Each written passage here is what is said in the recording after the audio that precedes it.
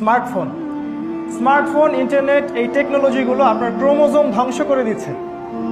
খেয়াল করে দেখবেন ল্যাপটপটা কোথায় থাকে, কোথায় নিয়ে আপনি বসেন, এইগুলো রেডিয়েশন আপনার ক্রোমোজোম, ডিএনএ গুলো নষ্ট করে দিচ্ছে।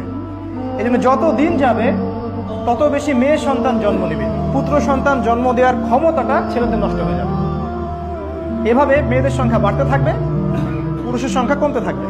আরো অনেক কারণ আছে, এটা একটা কারণ। রাসূল সাল্লাল্লাহু আলাইহি ওয়াসাল্লাম বলেছেন, যখন দেখবে মেয়েরা ছেলেদের পোশাক পরছে আর ছেলেরা মেয়েদের পোশাক পরছে, তখন বুঝে নেবে এটা শেষ জামানা।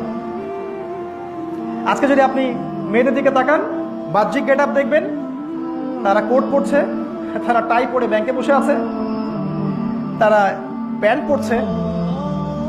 আর আমরা এটাকে বলছি প্রোগ্রেস, প্রগতি, এগিয়ে যাওয়া।